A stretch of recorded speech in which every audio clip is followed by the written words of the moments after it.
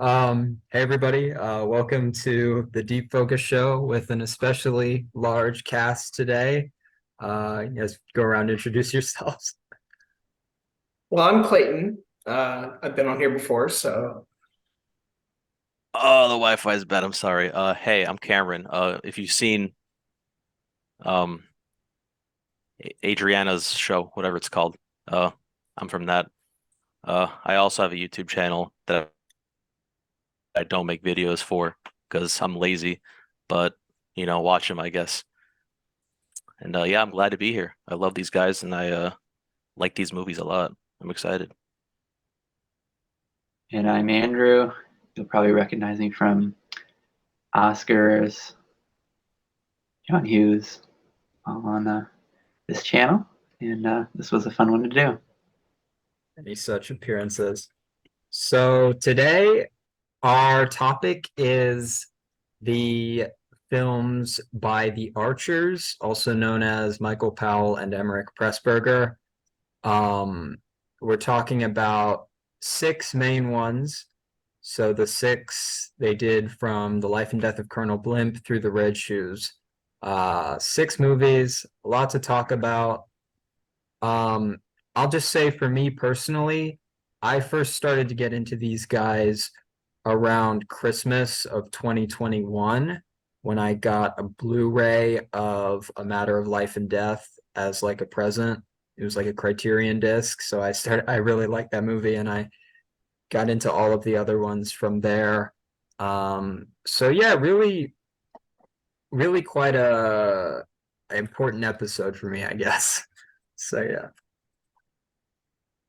Um, well, I haven't heard about them before until you introduced me to them. We watched A Matter of Life and Death on Discord. That was a lot yeah, of about a fun. year ago. Yeah, yeah. That was cool. Yeah, I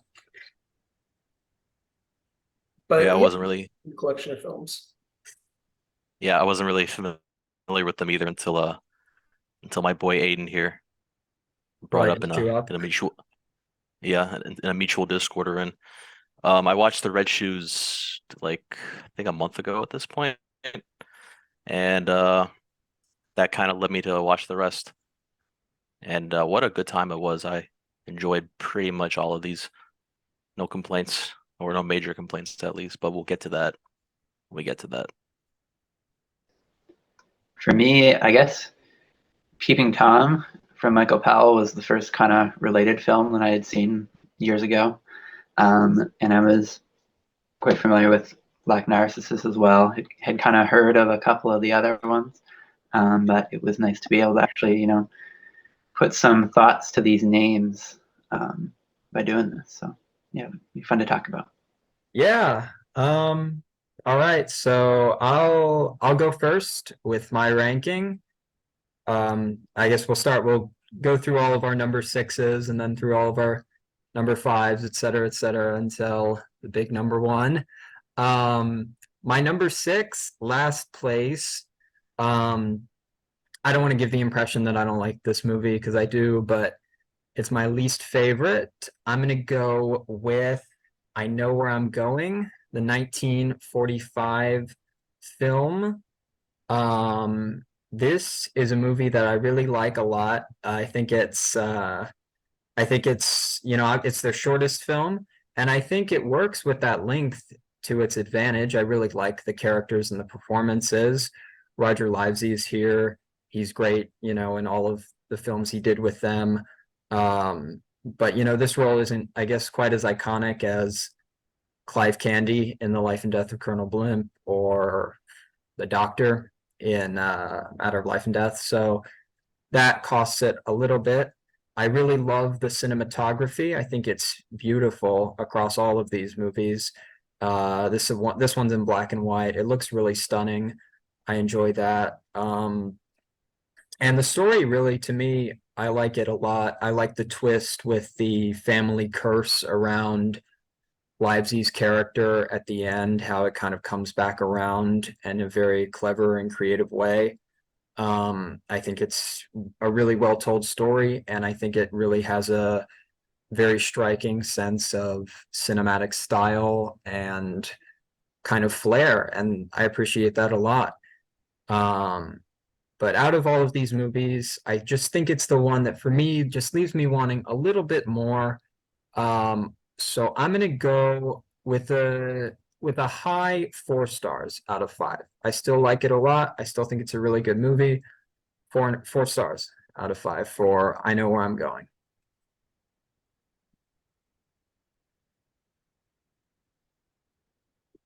Who wants to go next? I can do it. Okay. All right. So my number 6, I'll echo Aiden. I Know Where I'm Going.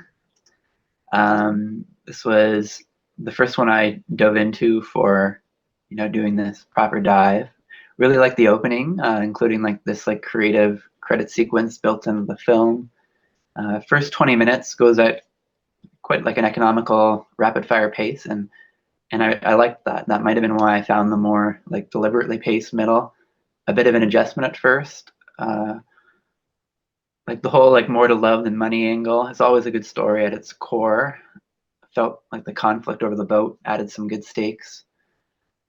Then there's the speed at which the romance blossoms and gets fulfilled. That's usually kind of like a product of its time. This one maybe does it better than like you usually see. Some nice filmmaking touches, like the dance sequence kind of stood out to me in like the hall or whatever. Very stylish filmmaking there.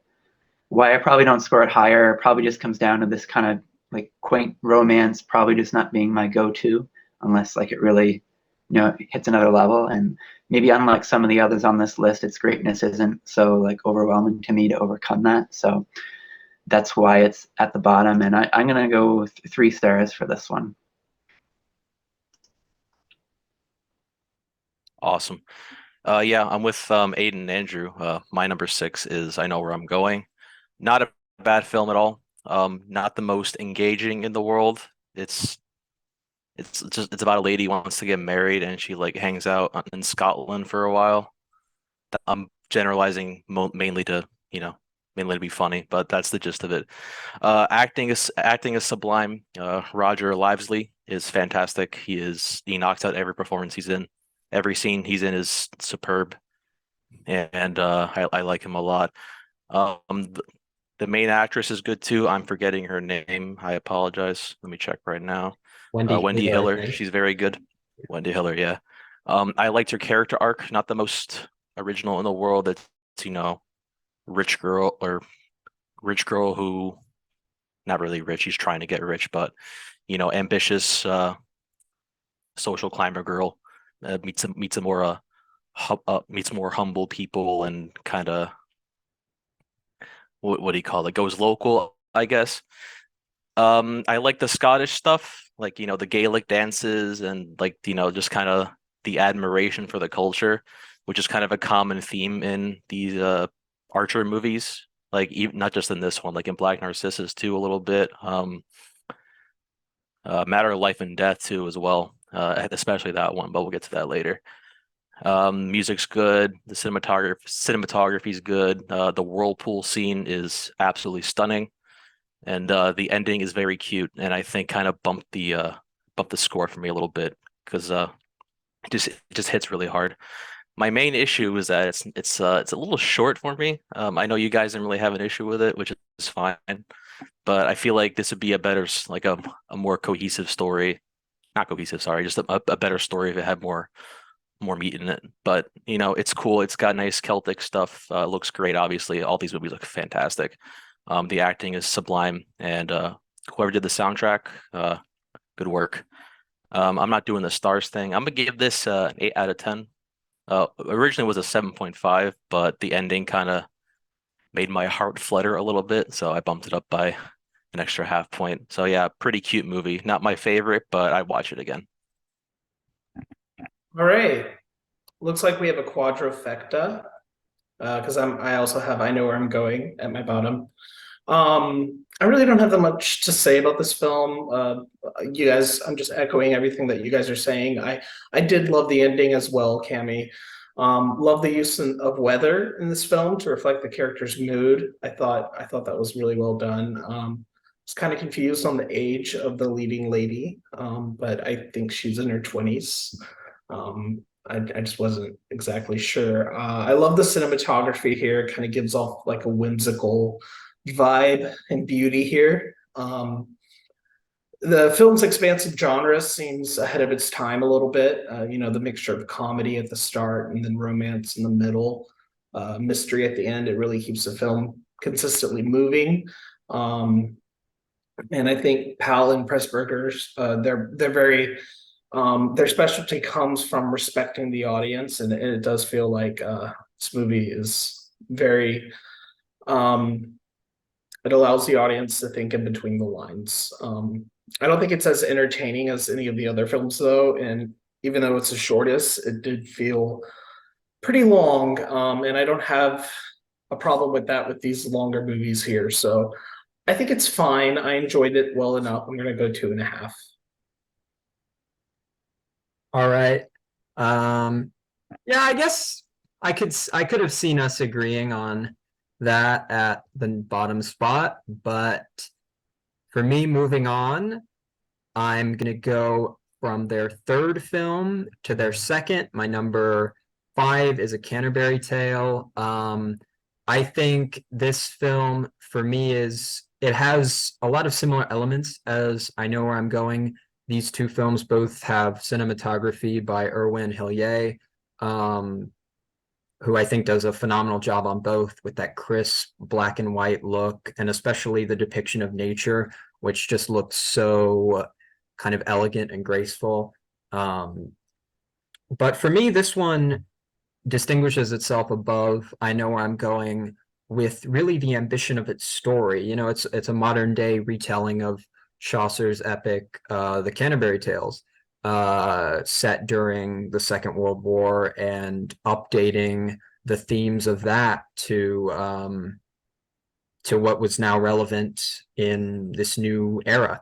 I think my favorite sequence of the film is the very beginning with the pilgrims from the Middle Ages morphing into the army and the tanks. I think that's just such good filmmaking. And I honestly wouldn't be that shocked if Stanley Kubrick saw the shot of the bird where it transforms into a plane in midair and kind of lifted that idea for 2001, the match cut. That's an amazing scene. And then the shot right after where the tanks just jump into view. It's so exciting to watch, and I really enjoy that element of the movie. I do think the pace is a little slow at points, but for me, I think the story is really quite interesting. Starring Sheila Sim and John Sweet. But for me, I really love Eric Portman in this movie. I just think it's an amazing role. I think he hits the perfect notes of sympathy, but also as this authority figure, and the twist of that spoilers, that he is the glue man is it's really interesting because the way he explains his reasoning is it's very sympathetic and it's easy to see. You've kind of the whole story has been building up as this kind of soft mystery, and to see it end this way is very, very satisfying. And then obviously the element at the very end, all three of our protagonists receive their blessings when they finish the pilgrimage, just like in the classic story. And I especially like how the British officer's story just ends with him being able to play the organ in a fine church. That's very moving. I really enjoy that. So yeah, for me, it's just a very solid, great movie, great depiction of nature, the English countryside, and the values that they were kind of fighting for in the Second World War. I think it's interesting that the first 4 of these were made while Britain was in World War II. And it's an interesting kind of juxtaposition when you see kind of how often pastoral and elegant they are comparing to how brutal everything that was going on at that time was. And yeah, for me, this movie works really well. I'd give it 4.5 stars. I really like it a lot.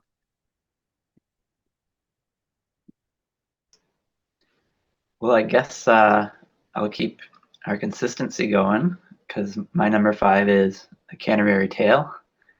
A lot of beautiful cinematography in this one. I think they make excellent use of getting the most out of the locations. A bit of a unique approach in terms of having like this like loose kind of narrative structure going on with this mystery whodunit element, but simultaneously it's kind of like a laid back slice of life story too that it's happy to take its time. I actually think it might be the latter element I appreciated the most. Just kind of this unhurried nature to it, and kind of just embracing the scenery and everything like that. It's a wholesome film ultimately, and there's a lot of charming character touches. Maybe one where the appreciation happens as you figure out exactly what it's trying to do, piece together kind of where it's going. I think this was a solid one, and don't really have any notes from it in like an aesthetic point of view. It's really nice to look at. Going up to 3.5 stars for this one.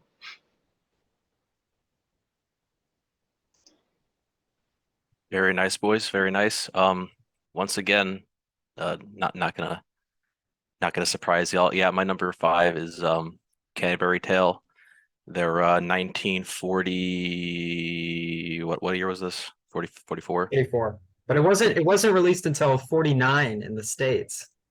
So J long way coming. J Jesus. Okay. Yeah, this 44 film. I was actually conflicted on where to put this. I kind of wanted to put this last because like it's still good. The character work is excellent. The cinematography is sublime. That transition shot in the beginning that Aiden was talking about is fucking incredible. And I would if Kubrick didn't borrow that from that movie, I wouldn't I would be shocked.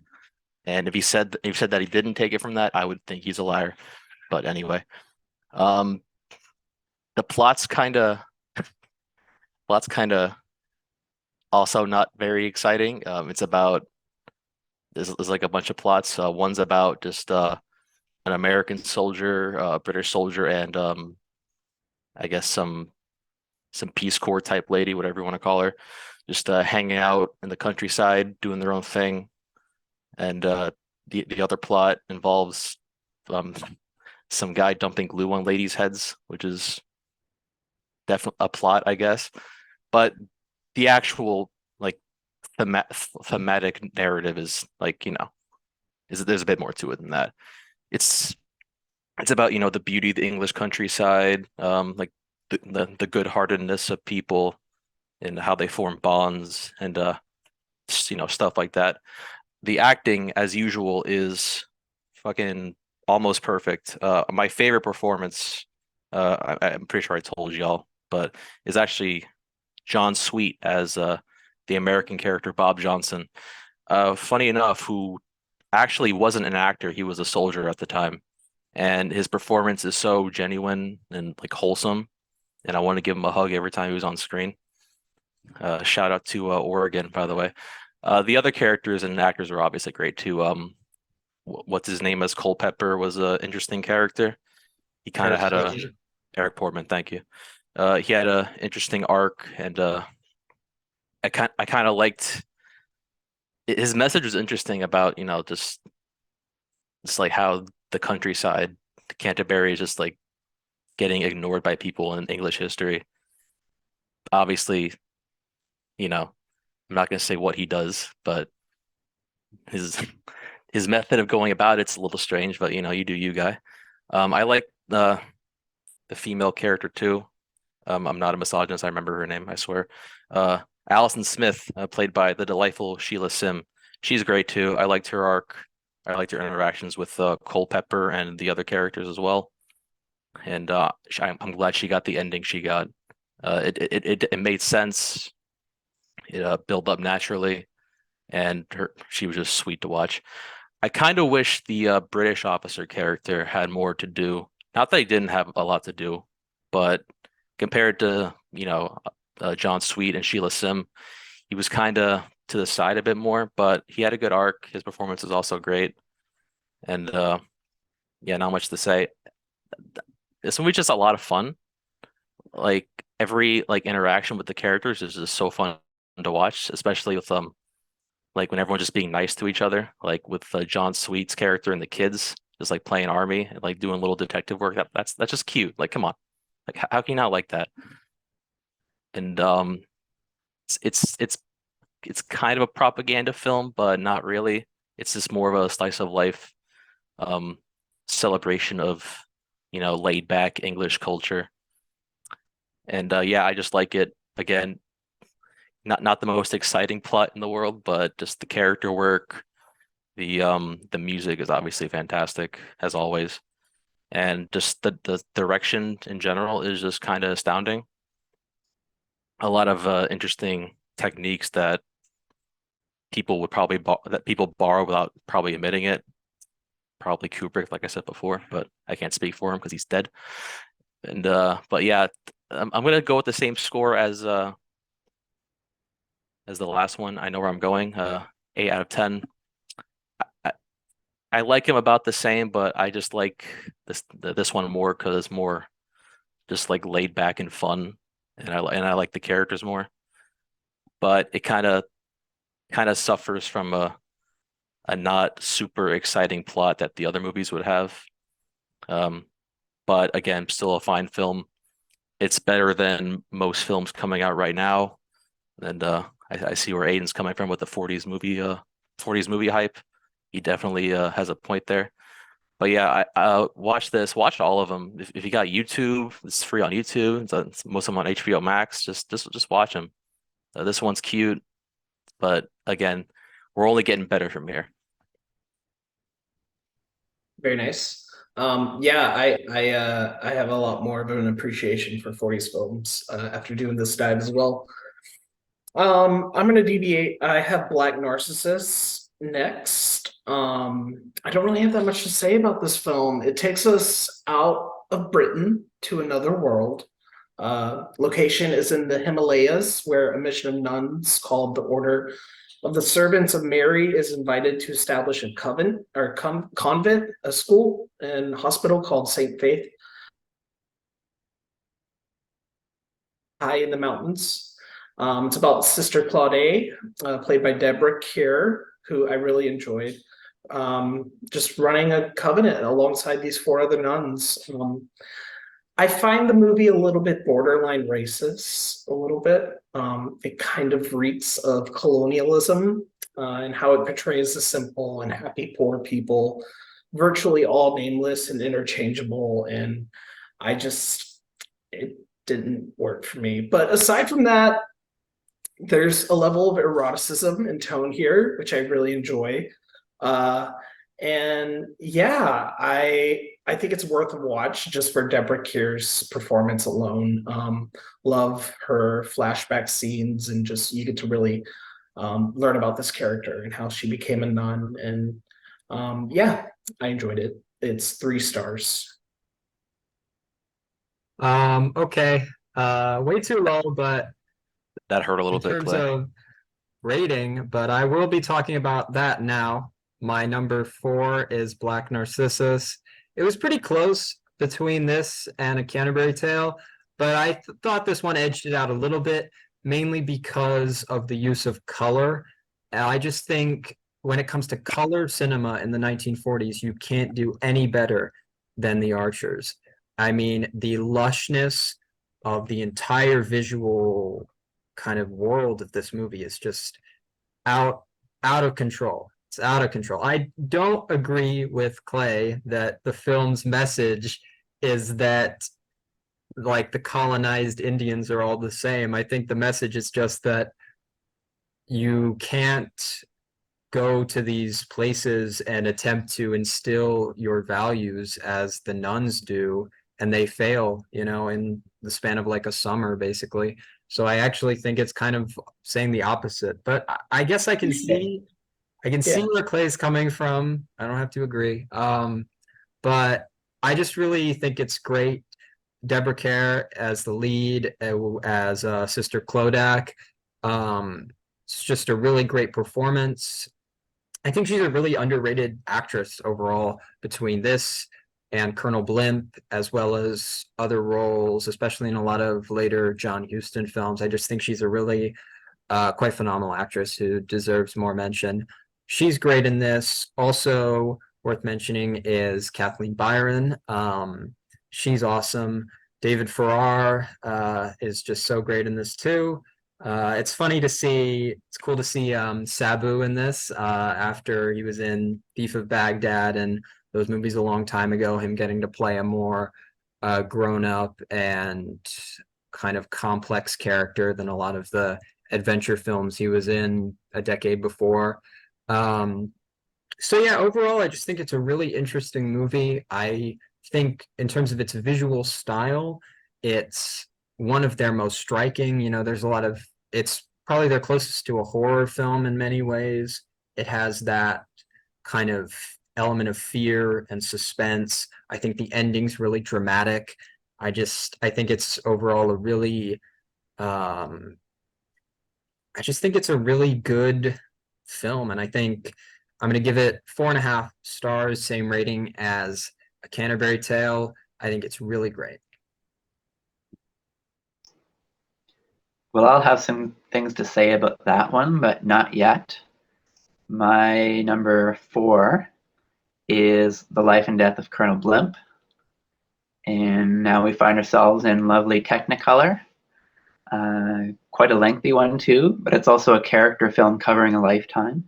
And it's like broken up in almost like these segments. So I think it was quite easy to kind of, I mean, I'm someone who, if a movie's like 3 hours, maybe sometimes I'll sit through the whole 3 hours. Sometimes I like it to break it up. This one was a great one to split up, and I think it worked really well that way. You get 3 Deborah Kerrs and a healthy dose of Roger Lively, Anton Walbrook through the years. Not sure how much like there is to say about the story per se, because that wasn't really what I was looking for on this one. It's not so much about a tight gripping plot as it is almost like little moments and becoming familiar with the relationships as the world changes and unfolds around them. I'm always struck by like how much these stories about World War II, and Aiden kind of touched upon it, this, like they were able to tap into almost the historical context while it was current and going on, and I'm always impressed by that. I like the ambition of this one. It's like another type of story that on its own likely isn't going to blow me away, just like the premise of the film, but there's just so much to appreciate, especially basically among those being centered right in the middle of the wartime. I mean, 1943, you can't, like, it's just so present at the time. And then there's that great monologue late in the story from Theo. Love that. Great performances. Really make you believe the characters. So yeah, we're up to 4 stars for this one, and more just a testament to how I feel about the other ones, that it's number 4. Wunderbar. I'm with Andrew on this one. My number 4 is also Colonel Blimp. This is where I go from like 8s to 9s and then upwards. So this movie's fucking fantastic. Just a great character study of this. His name's not Colonel Blimp, which was depressing, but his name is actually Clive something. Give me Clive Candy. Clive Candy. It's called Colonel Blimp because Colonel 'Cause he's- Blimp was a cartoon character in English comic strips who was like a caricature of like an old out of touch general. Okay, I thought he was called that because he was fat, but anyway.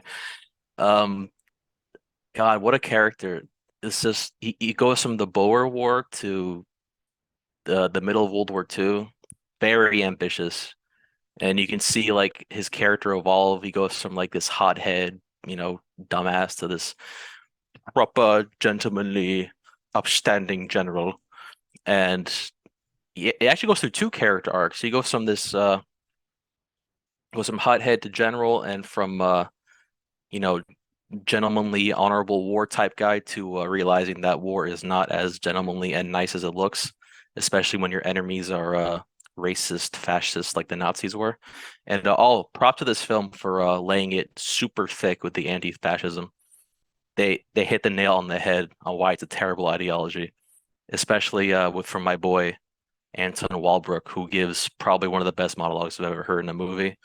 It's absolutely devastating, and even like just the dialogue aside, which is already fantastic, like you can tell just how much Nazism has like just broke him, and just like Germany's like wartime stuff in general, even like before the Nazis came into power, he just looks so done with this like the bullshit and the imperialism and the nationalism. And it's honestly hard to watch. You feel really bad for him. What a great character as well. And I like their his little bromance with General Candy. I thought that was sweet. Um, the romance was good with what's her face? Like, like it's sweet, but they would it's not my favorite romance in these movies because I'll give the last two movies some credit. I like the romances better in those movies than in this one, if that makes sense. Well, actually, there wasn't really romance in in Canterbury Tale. I'm sorry, I meant what's the other one? I know where I'm going. I thought it was more like genuine and sweet in that one. Granted, it's more developed in here because obviously it's a longer movie, but I don't know, it just kind of hit harder for me. And I know where I'm going more than this. But again, that actress who plays let me pull up her name. That character's name. I'm sorry. One second. Like all three characters, yeah. That's one of my favorite parts of it. Um, oh yeah, that's right. She plays like the same person. Props to Deborah Kerr. She is a machine in these movies. Yeah. She's only 20 in this movie too. I know, it's stunning. Also, um, probably a weird point to make because movies do this sometimes, but props to this movie for actually having the characters age and having it look genuine. Because I'll tell you a movie that tries to do that but does it really badly.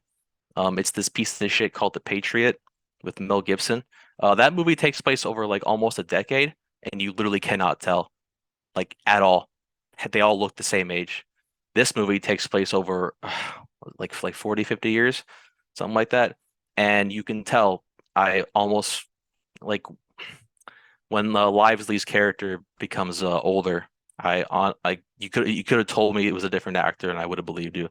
It's so like believable.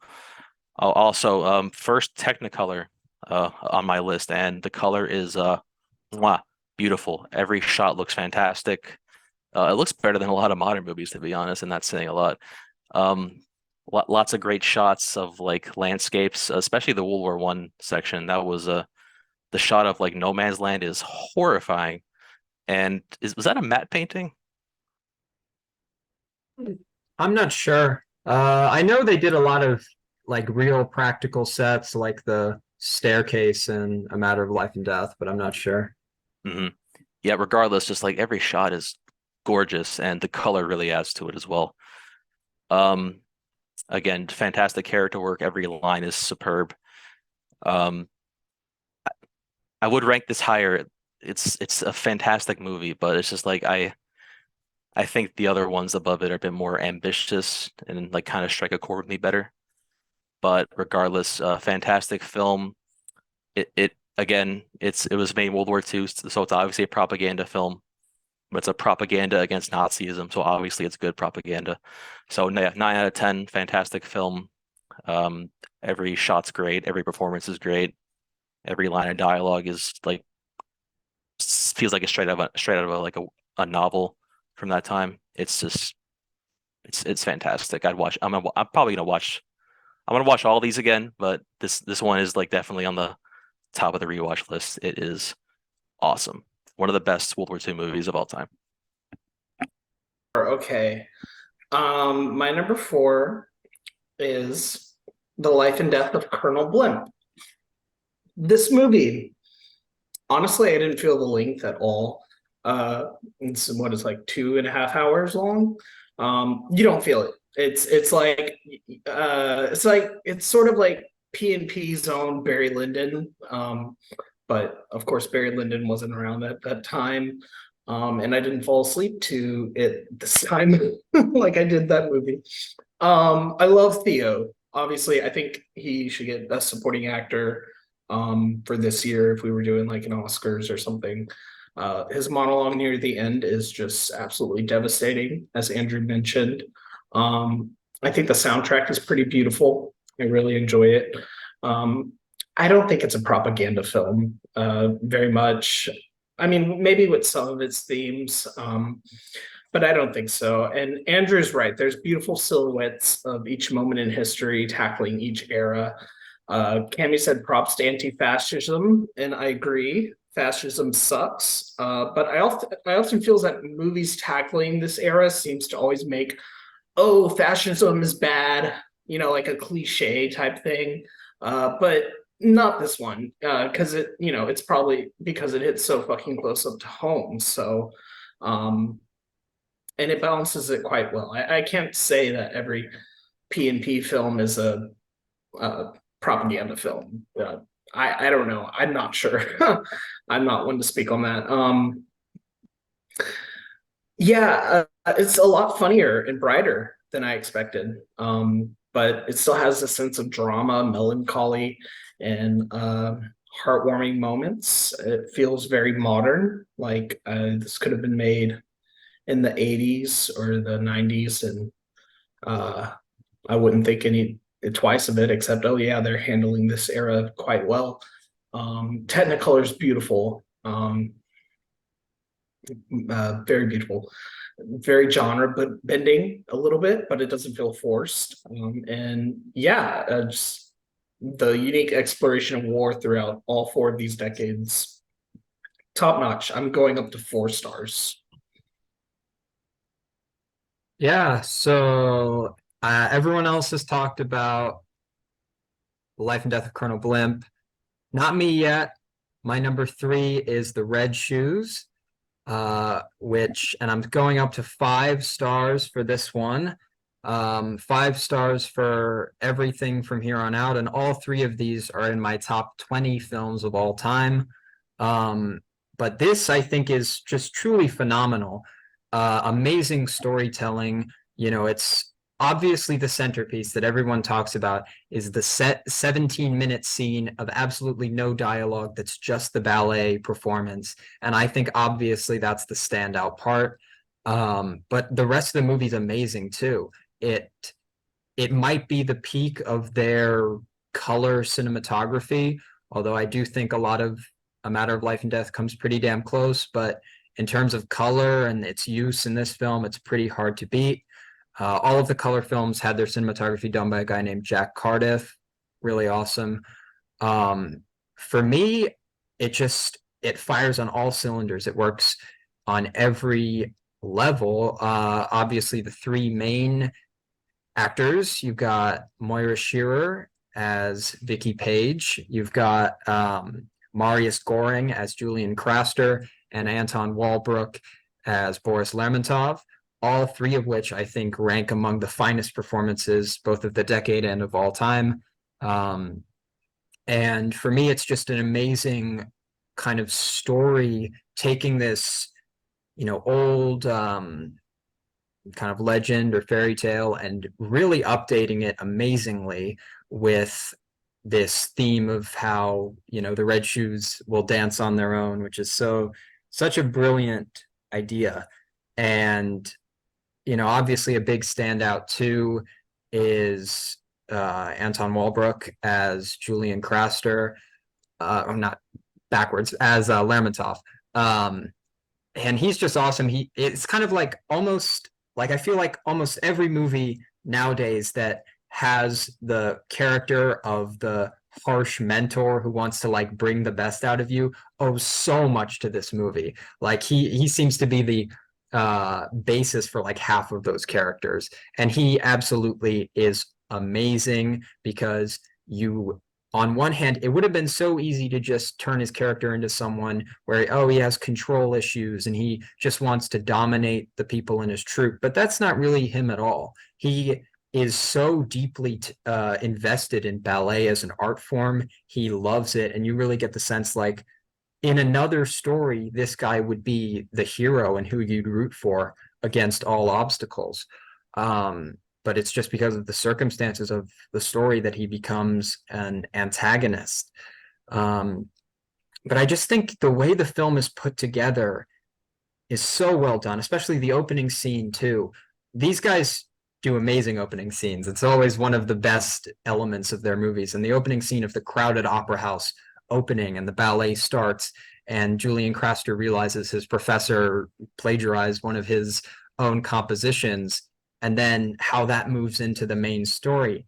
It's a perfect script. I think Pressburger, who was the writer of the two, is undoubtedly one of the greatest writers of all time.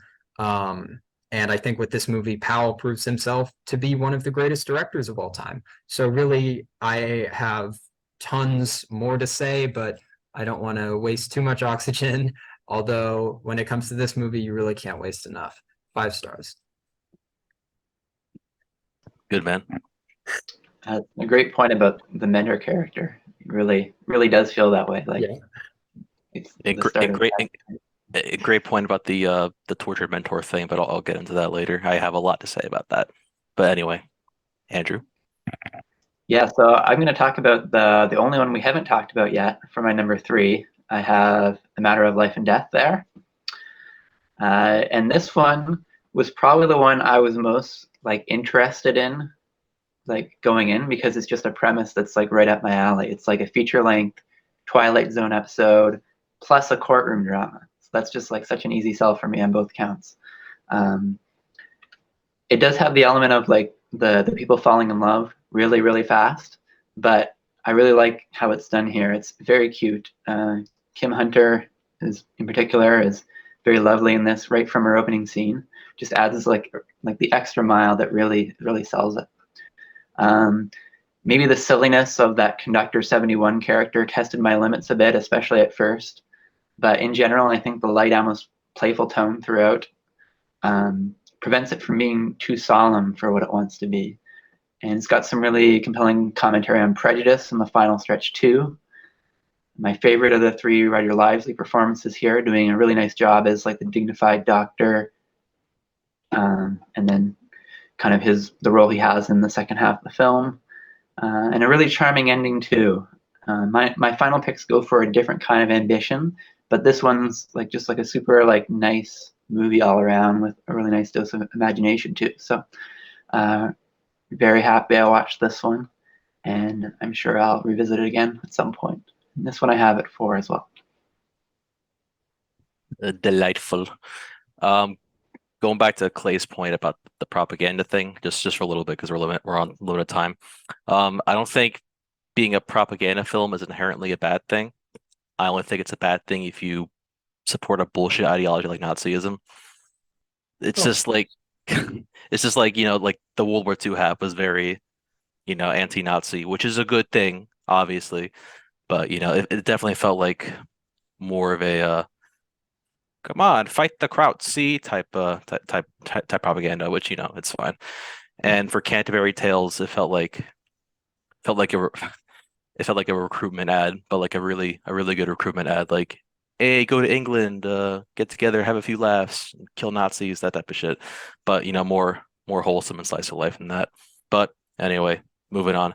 My number 3 is the 1947 classic Black Narcissus. What a movie! Oh my God.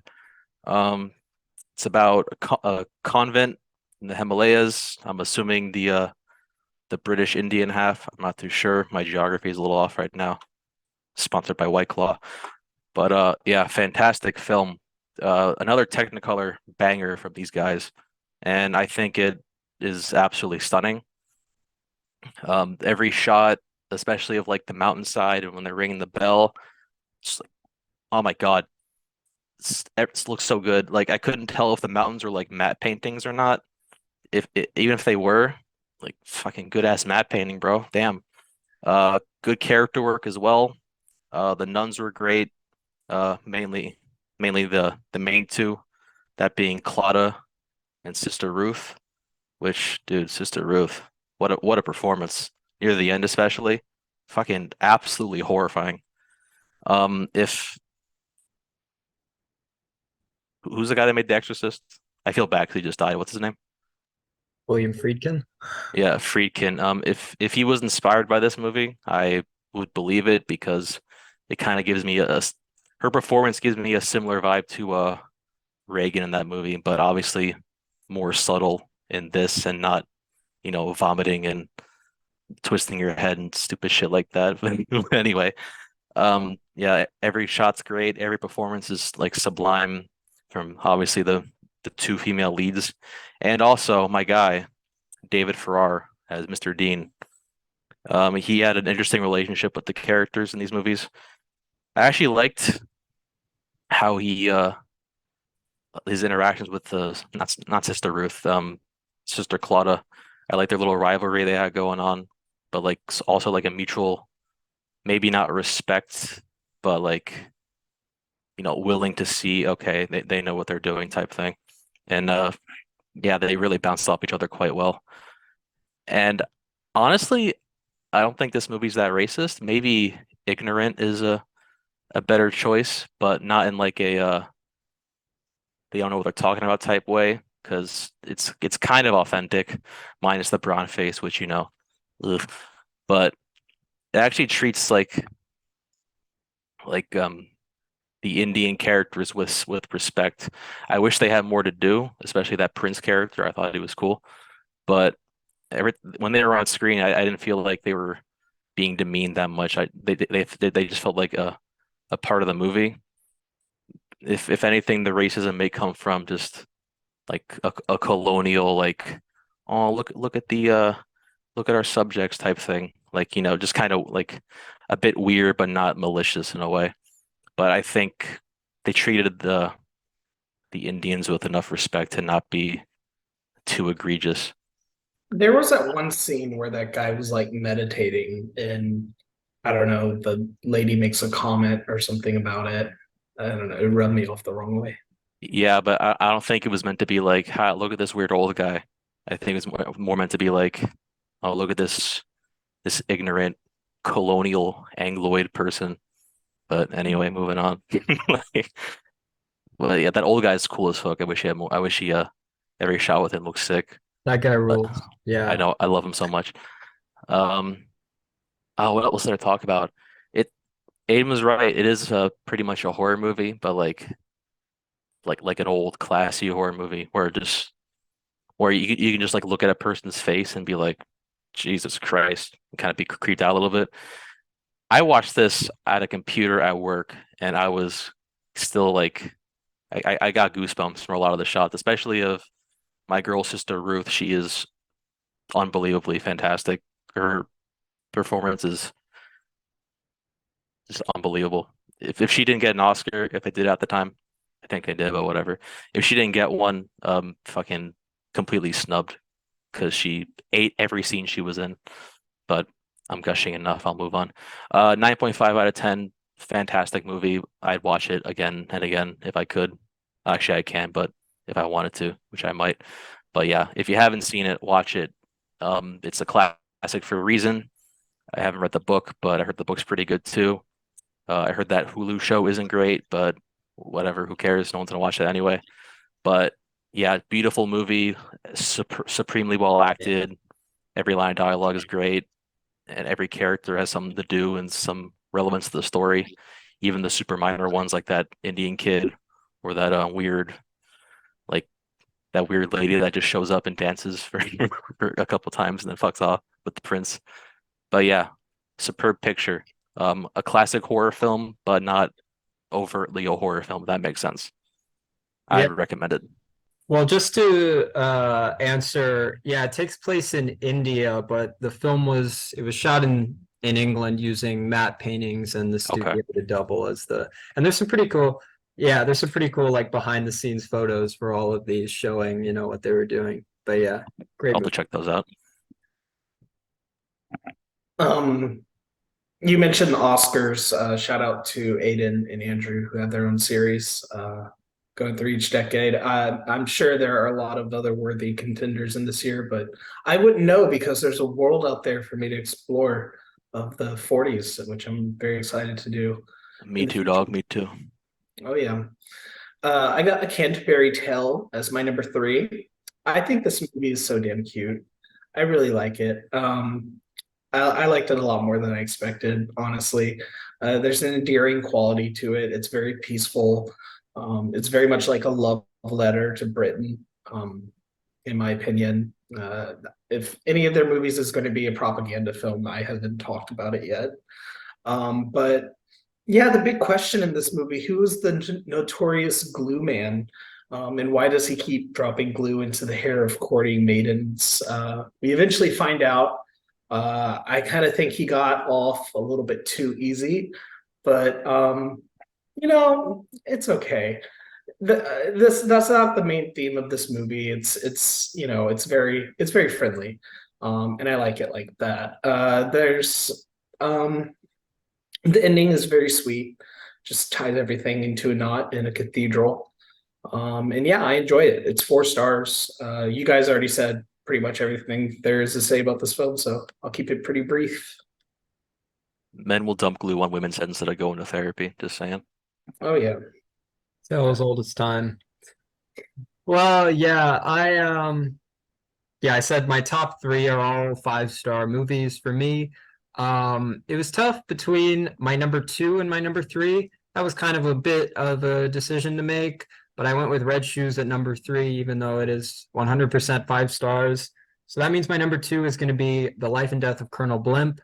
I think this is absolutely their most ambitious film in terms of the runtime, in terms of all of the themes that they attempt to tackle, and in terms of the characters that they made an effort to portray here. I think this film captures something really unique that I think people see in the real world, but I don't think it's often captured on film very well, which is when, there's an old authority figure, in this case, Clive Candy, and you just kind of see them as a caricature, as the young soldiers do. They don't respect him as an individual. And you see in this film, it takes you all the way back in time and you see him as this idealistic young man. And over the course of the film, he becomes, at the beginning, what you just thought was a caricature. And you realize, no, this guy has so much more depth to him than we realized as the audience, or they realized as the other characters. And I think it's really difficult for an actor to pull a role like that so well off. I think Roger Livesey is amazing here. Obviously it's kind of apples and oranges comparing this to A Matter of Life and Death, because that's more of a supporting role. But as a lead role here, it's incredible. The way he transitions from era to era, he's totally different playing General Candy as a 30-year-old versus when he's 50 versus when he's 70. And that's really incredible. That's phenomenal. And it's just, there's so much character, there's so much story here. Another really important part of it is the 3 roles by Deborah Kerr. She plays Theo's wife, and then Candy's wife, and then the young woman at the end of the film, and the beginning. That's another amazing thing about the film, is the way it has this kind of like fractal story structure where it totally wraps around on itself at the end from the beginning, and the beginning becomes the end, and you witness the same sequence of events totally differently. And that's really quite incredible. It's almost a twist ending in a way, but not really, because you already saw it, but now you have the context. And that's just phenomenal. And obviously, Anton Walbrook as Kretschmer Schuldorf. I think that monologue is just, it might be my favorite individual scene from across all of these movies. I think it's so damn poignant, and it's really heartbreaking. Like it's an amazing scene for that. And especially I think this movie just has some of Pressburger's best ever lines. Like the whole thing about how he says, I used to have principles. One of them was to never lie. And they say, well, haven't you done that? And he says, I haven't told a lie, but I also haven't told the truth, because he didn't lie to them. He was just telling them what they wanted to hear. And then he goes into what the truth really is. And that scene is amazing.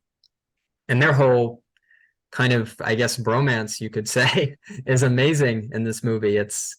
really quite moving. And I think the message at the end is really important because it's basically Candy realizing like you can't fight fair anymore. You know, they're forcing us to get into the trenches, so to speak, and that's a tragedy, but we have to do it. He's convinced by Kretschmar Schuldorf's character that if he sticks to his old tactics and his old code of honor, there won't be another war to fight in because they'll get stomped out.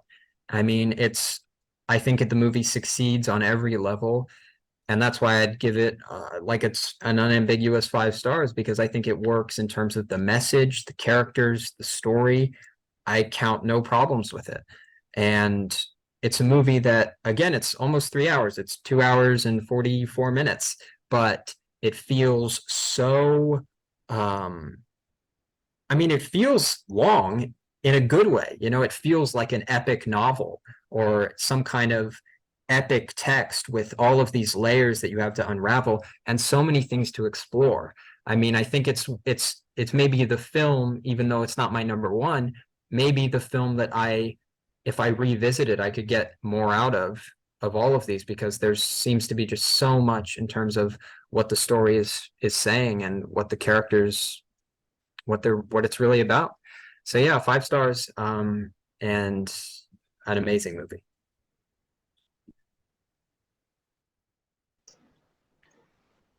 I love it. Really like the enthusiasm and passion you have for that too. It's always awesome when you can discover something like that too. He's Blimp's strongest soldier. So I have 2 left, and my number 2 is the one I was most familiar with going in, Black Narcissus.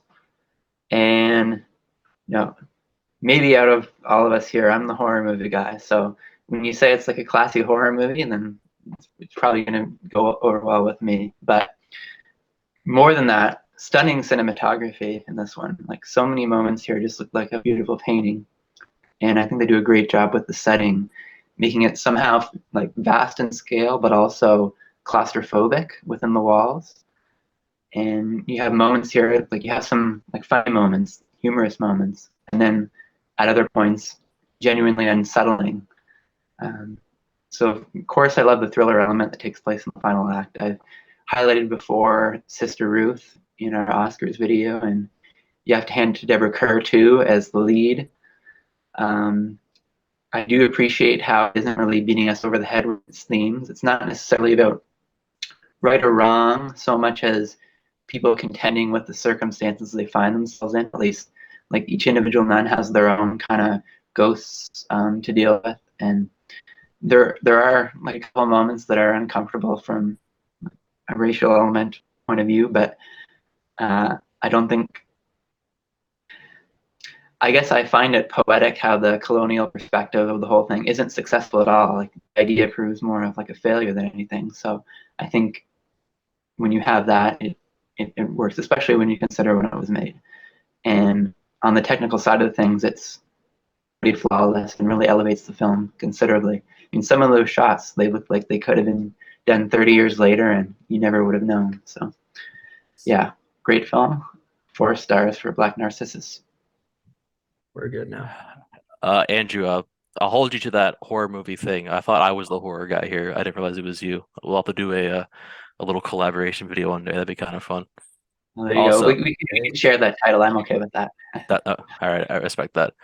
Also, I had a thought. What do you guys think of in a hypothetical world of like a Bond movie without, let's say, Sean Connery or whoever the hell else? What do you guys think of Ferrar as James Bond? I was just kind of thinking about that. Pretty Watching, cool.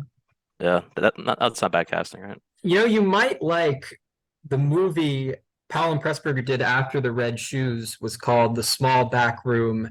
It stars David Farrar and Kathleen Byron. He plays a weapons scientist during World War II. It's really good. Oh, good. Any more Ferrar in my life? He's so cool. Yeah, you might But get that one. awesome. Now my number 2. Honestly, I thought my number 1 to be like cemented like to the top, but for my number 2, when I watched it the first time, I was kind of tempted to flip them because the second one was just that good. It's flawless. I think it's a 10, and it's a matter of life and death. They're 19 was it 48, 46? 6, yeah. 46.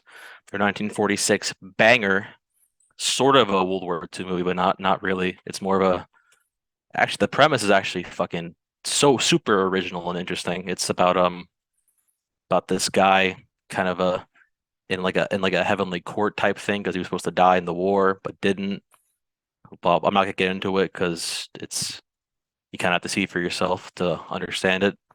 Well, not understand. It's not really hard to explain. It's just kind of weird to explain if that makes sense. But yeah, super cool premise. Honestly, kind of ambitious for the time. I can't really think of many movies back then. Again, 40s movies not really my expertise, but I can't think of many that I know of that kind of tackle a crazy sci-fi concept like this. This would be like something from a really good pulp magazine from back in the day. But anyway, uh, premise super cool. Like the first like half, like the first like couple minutes of the movie, where our lead character played by the Pink Panther guy talks to the American radio woman. I'm sorry, that's a stupid term. Where Peter Carter, the main character, talks to June. Honestly, I almost cried watching it because like they're like they barely know each other, and like it's only the first couple minutes, but you feel every line they say, and it's just so perfectly acted. If that was like a short movie, it'd be like the best short film ever made. But instead, we got like one of the best movies of all time, so I'll take it. Every character, once again, these guys know how to write characters. It's insane. Every character is great. I love the lead man, Mr. David Niven as Peter Carter. I love Kim Hunter as June. I love their relationship. It's so sweet and tender. And also Marcus Goring as sorry, Marius Goring as Conductor 71. I didn't realize that was him for a while actually. And when I noticed it, I did the Leo pointing at the TV thing from Once Upon a Time in Hollywood. I was like, "Yep, that's him. That's Craster from the Red Shoes." He was great too. His performance is like so different from Craster. It's like I almost couldn't tell it was the same person. The makeup didn't really help either. But anyway, fantastic performances all around. Lively's always fantastic. Very kind of a minor role. Doesn't really appear until like later in the movie, but he almost steals every scene he's in. Almost. Um, it's also in color, but it does a really cool thing where it's also in black and white for let's call them the heaven sections. Um, I kind of like how like the real world was in color and like kind of like beautiful and lively compared to the stiff bureaucratic kind of cold like heavenly like heaven segments. But you could also probably say the reverse as well. It's kind of a nuanced portrayal of like sorry, a nuanced use of color, if that makes sense. But anyway, I didn't write notes about that, so I'm not going to bother explaining it. It makes sense when you watch it. The court drama stuff is actually really cool. I liked how just like a bunch of people were there. Oh, we're running out of time. Great. I like how a bunch of people were there from like different eras of history, from like World War II to like the Crimean War and then like the Opium Wars. That was super cool. I liked the anti-prejudice stuff near the end, where it kind of honestly that American lawyer character was like the funniest character ever. He was just so anti-British. I loved him. He was just so unhinged. It was like insane. But he also had like he had some good bars for Lively's character. Talking about hey. What are y'all talking about individual freedoms for when you like colonized half the world and bullied half of like the countries on Earth, like China, Russia, and India?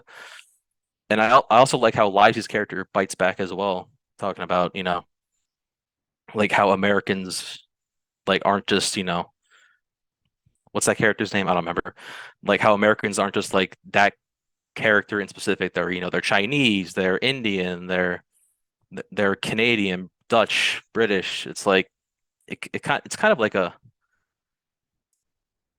kind of anti-racist in a way, kind of pro like integration, very kind of ahead of its time, and like in a subtle way, not like in a I don't know, not like in a Crash type way, if that makes sense. Which terrible movie, not good at all. Shouldn't have won an Oscar, but not that kind of show.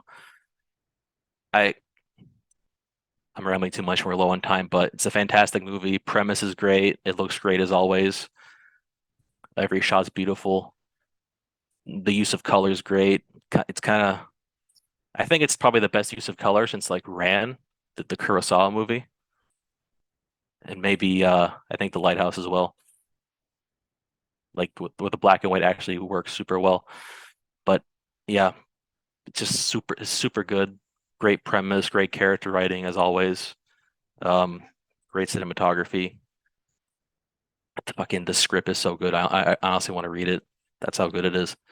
But gushing aside, 10 out of 10 film. Watch it, please. It's so good. It's free on YouTube. I'm sure it's free on other websites. Just give it a shot. I wonder if Aiden would like The Lighthouse. I hope. I sure hope. I'd be down to see. All right, we'll do a defocus thing on it if you ever watched it. Let's do it. Fuck yeah, dude. 3 movies, so it wouldn't be too bad. Yeah. Yes, I yes, yes. have Amalad 2, A Matter of Life and Death, aka Stairway to Heaven. It's a fantasy drama involving a near-death experience. I love the opening to this film. There's heavenly intervention here. It's hard to take value in the present in films that are both obviously valuable to its time, but also somehow ahead of its time. Cami already mentioned it, the multicultural jury, very diverse. I love that. They're learning. Yeah, it's just about the concept of breathing love through death. I love the miraculous stairway set. I saw a screen cap of that before I watched the movie, and I was like, wow, just that image reels you in. Yeah, it's a very intriguing script. I've never really seen anything like this before. I can't even count like who might have been influenced by this because it's just so damn original, you know? I feel like the black and white scenes in story are more riveting than the Technicolor here, but the Technicolor looks amazing, of course. There's past, present, and future vibe here. Just really just talking about us as Americans, the connection that something happened over 200 years ago. It's a metaphor for the divorce with Britain, which lingers long after death. We're still feeling that divorce right now. It's impressive, and in Technicolor, the production design, it's very great. But yeah, it's a reminder that the most gorgeous things are not always in color. It could be in black and white too, which I think excels. The black and white scenes excel a lot more. The courtroom scene is a little bit derivative, so it just doesn't get a 5-star, but I'm bumping it up to 4.5. Yeah, so my number one, it seems we almost had a quadfecta except for me. I'm sorry, guys, but number one for me had to be A Matter of Life and Death. I think as of right now, this is not just my number one for this, but I think my number one overall. Although Blimp and Red Shoes are both top 10 all time for me as well. But this is just perfect. You know, it's the one I've had the most time with. Maybe that's part of it. But I just think as an artistic statement, it's pretty hard to beat this. I think the central choice that defines so much of this movie, again, other people have talked about this, but it's the decision to have heaven be in black and white while the real world is in color. Because if you think about it, we have this idyllic notion of heaven that is kind of disconnected from the real thing. I mean, you know, heaven is seen as a great place, but I mean, death is sad, you know, like it's a very bold choice on kind of a philosophical level to depict heaven because, you know, everything's fine there, but it's unchanging. There's no growth. The people there, like the Revolutionary War American, they have the same beliefs that they did in the 1700s. There's no room to change, to grow, to evolve. to fall in love as our two leads do, Peter and June. I mean, in a way, heaven is the opposite of love in this movie. So that is really a great element. But I think what ultimately drives this home is how much I, watching it, just root for Peter and June to be able to win. Like, I mean, I think Cammy, you're 100% on the money that if it was just like the first 5 minutes of this movie, it'd be like the best short film ever made. Like, it's such a brilliant setup. You know, the pilot, he's about to crash and he talks to the radio operator and falls in love and is like, oh, but wait, I'm like about to die. And then he doesn't die. And I think a great thing this movie does is it never tells you, is he imagining everything or is heaven real? It never gives you an easy answer there. You have to engage with the question, and you can read it either way, really. My interpretation is that heaven is completely real in this story. I know some people have a different interpretation, but just for me, that's what it seems like.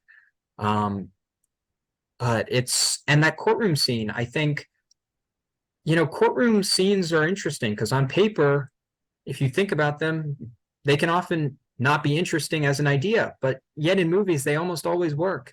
Something about having two sides debate a case. It's like the dialogue equivalent of an action scene or a fight scene. It's a battle in a true sense. And I think this courtroom scene might be my favorite, of just like a trial, I guess. But I think it has so many kind of lines that I can quote, and I really like Marius Goring. Again, I wouldn't have recognized him in both this and the Red Shoes if I hadn't been looking at the cast, but I think his character is funny because, he's a caricature and he's cartoony, but in a way that juxtaposes with the real world so well. And I think that's something that kind of all of these films have in common, is that all of the Archers films at times sometimes go into being live action cartoons, but there's always an element of real emotion, stakes, in this case, romance or devotion, honor, that brings it back to reality. It's always a combination of vast technicolor fantasy and the reality of life. And I think no other filmmakers nail that like these guys do. And I think no other film of theirs nails it quite like A Matter of Life and Death does. So that's why it's going to be 5 stars for me. Easiest 5-star of my life and my number one. Beautiful. Beautiful, Aiden. Very well said. 5-star review in more ways than one. So I have left The Red Shoes, and this was a fantastic watch. Visually, striking from the get-go. Knows how to present ballet in a way that is exciting and feels like event viewing. I think Aiden touched upon this in the early going of the film.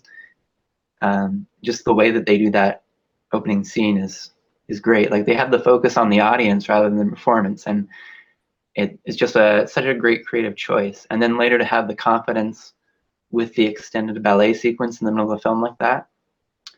I mean, you got to know what you're doing, and excellent direction on how to accomplish that. So many scenes have this flair to it, and there are some shots again that seem like really ahead of its time, yet also couldn't be replicated now. It's just kind of like it's its own thing. Many gorgeous looking scenes, wonderful use of color. Probably the best use of color out of all these, but they use color excellent throughout. I really appreciated this one, how linear and focused the story was. Lermontov is such a great character. It's a classic narrative with a high level of execution, really like a blueprint for these kind of films about, developing stars, performing their skills, their talent, and then the trials and tribulations that go along with that.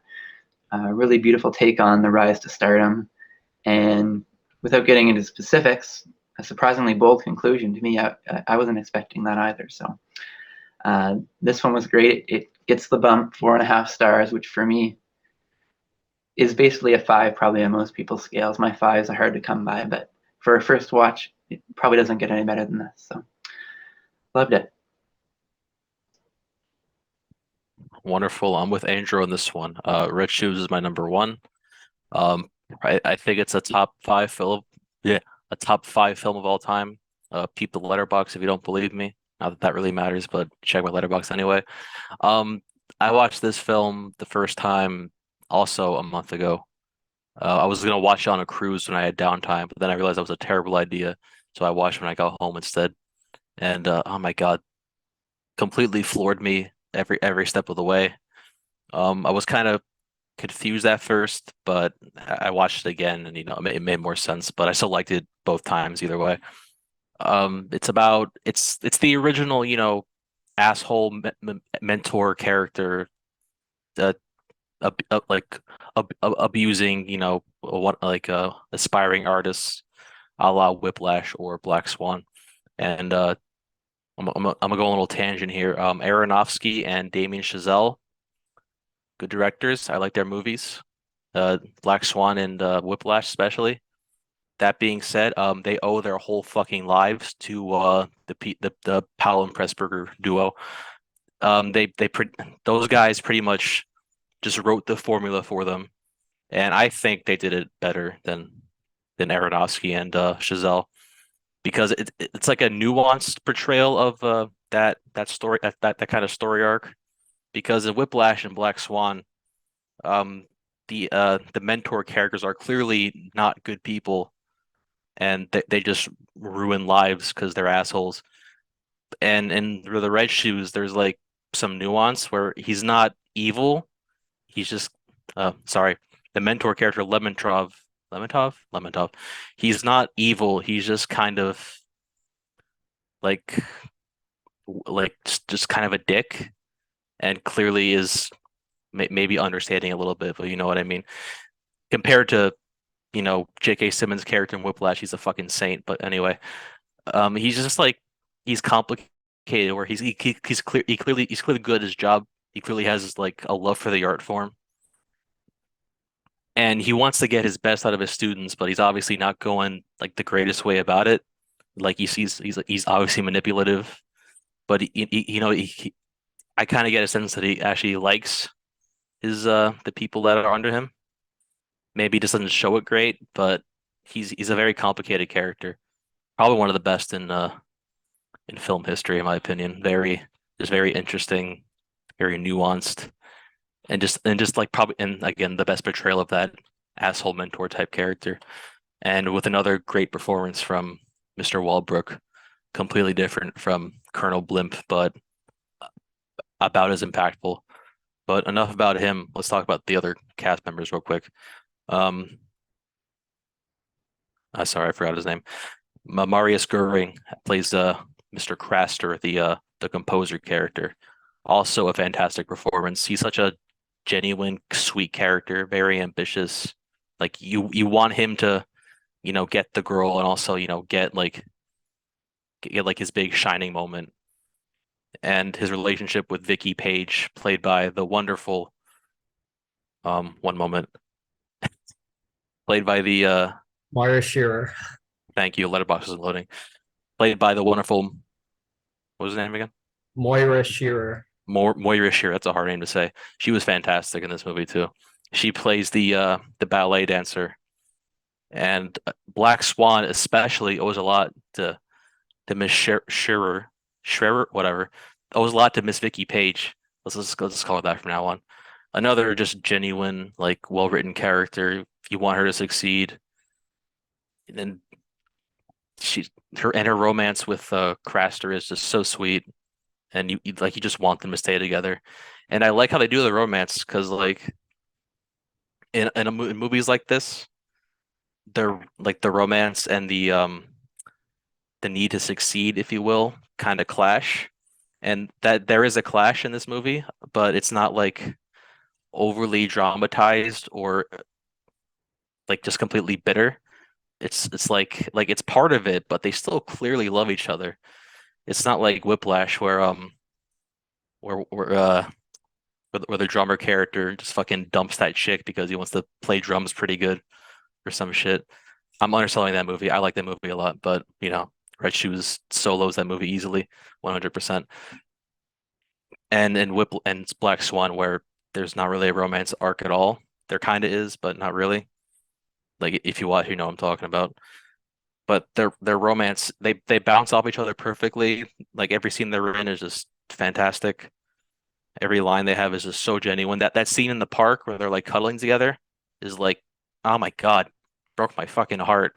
And it broke my heart even more when we get to the end, which fucking had my jaw like just completely open. That was probably one of the best endings of a movie I've seen in my life, but I'm not gonna explain what it is, obviously, because I'm not an asshole. But let's and the other cast is obviously great too. The dance instructor, he's obviously a caricature, but he's so much fun. I love him. And he's and like the conductor in Matter of Life and Death, he is a caricature, but he's also like a character, and he feels like a real person, especially with Grisha. Shout out to Grisha. I wish she was in it a lot more than she was, but she was obviously great too. I thought they were gonna make her like the fucking like rival character that isn't the romance. I'm so glad they didn't do that because I would have fucking been. I'm so tired of that trope, honestly. But and it's just she's so great. Not in it a lot, obviously, but when she's in it, she's just a big ball of energy and she's great. The other composer character he's fine, not as interesting as the other ones, but he's cool. I like their his little thing with Craster because in the beginning of the film, like Aiden said, there's a little plagiarism thing going on because Craster is just that fucking good, and that little element of it is actually pretty interesting. And I wish they did a bit more with it, but I like what they did with it here. But anyway, cast and writing aside, let's talk about the technical stuff. Another color movie, and oh my God, it looks so good.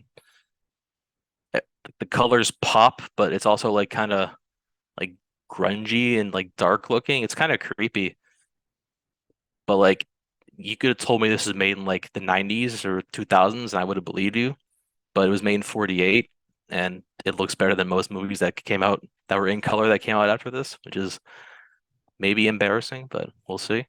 Depends on who you are. Obviously the cinematography is beautiful. Every ballet scene is fantastic. That big ballet scene, y'all know what I'm talking about, is like straight out of a horror movie. It's so good. Like if Powell and Pressburger and whoever else is involved were super into ballet, I or like were involved in it in any way before making this movie, I believe you because just every shot is just like it made me want to watch ballet, which I never thought I'd say. I didn't get that watching Black Swan. I got that watching from this. And also props to the music as well. The actual soundtrack, I've listened to it. It is sublime. This version especially, it's obviously like a ballet, so there's obviously more performances than just what the movie provides, but the movie version is obviously fantastic. What else can I dick right about? Yeah, music's great, the color's great, the directing is obviously sublime, like every other movie they've made, at least from the ones we talked about. The writing is fantastic.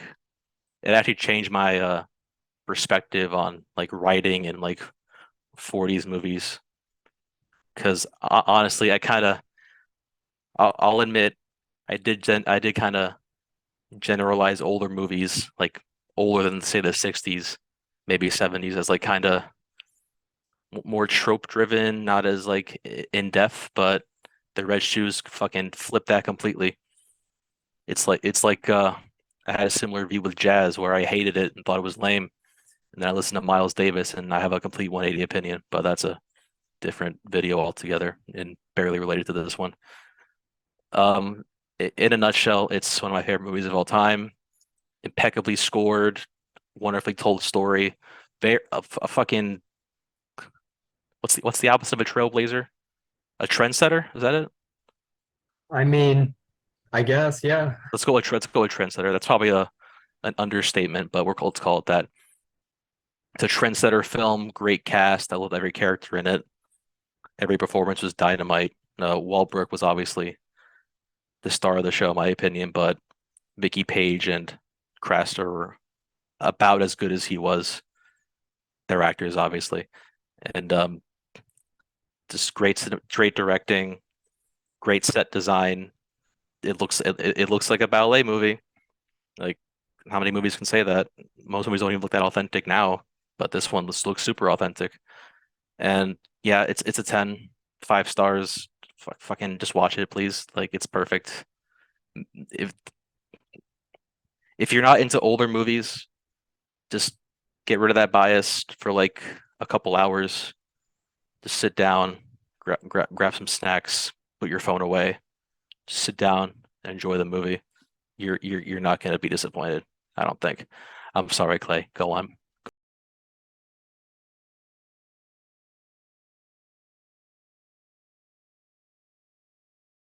But I really love this movie.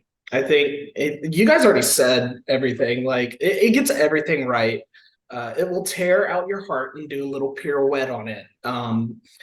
It's about a dancer and a conductor as they navigate the world of ballet and intertwine their love affair and career. They have to try to find a balance between the two. It uses I'm just going to say it right now, I will be spoiling this film. It uses my favorite technique near the end of the movie where you don't realize if there's a supernatural element going on or if it's based on realism. Uh, I kind of lean more towards the latter, just as I do in A Matter of Life and Death. I don't think the black and white scenes are actually heaven. But that's just where I kind of stand. Moira Shearer plays Victoria Page. She embarks on the role of a lifetime. And there's a story within that story of a girl who wears red shoes and is kind of consumed into this never-ending affair with dancing, and then she croaks, and that's all reflected in the backstage drama between the two leading actors, Anton Walbrook and Marius Goring. It's extremely meta plot points here, and that's really what I like about it. It's very some Kaufman things going on here. The score is great, the color beautiful, the musical number, yes, we already said it all. I mean, yeah, I just it's amazing. The ending makes you really truly just marinate on it for a little bit, and it asks so many questions on the importance of love and art and how they can align with each other or not. It's a genuine masterpiece, and any artist or any fan of art should watch this. It's 5 stars. Beautiful film, very good, very, very good. Awesome. Yeah, I mean, I wanted it to be number one. I'm sorry, guys, but it is in my top 10 ever. So I hope that's a small consolation. Since I spoiled it, do you think the ending is supernatural or? Yeah, I think it is, but my interpretation is I think the shoes only came to life in that moment. Like they didn't have a mind of their own until then. But I do think it was supernatural. I think the shoes kind of manifested the controlling desires of both Lermontov and in a way Craster, because he wanted her to just stand by him as his wife. So I think in a way the shoes were but you can also read it the other way. Like I don't have a totally hard answer because you can also read it as her subconscious dancing away from responsibility into the arms of death and catastrophe. So, I mean, it's one of those things where it really works excellently read both ways, I think. But yeah, I enjoyed talking these a lot. I think it's a great episode, a lot to talk about. So yeah, if you've seen any of these, comment below what you guys thought about them. We'll be back at you soon. I think our next episode is going to be Paul Thomas Anderson, which is going to be very exciting, and I look forward to that. I think Andrew and I might have some exclusive content. Yeah.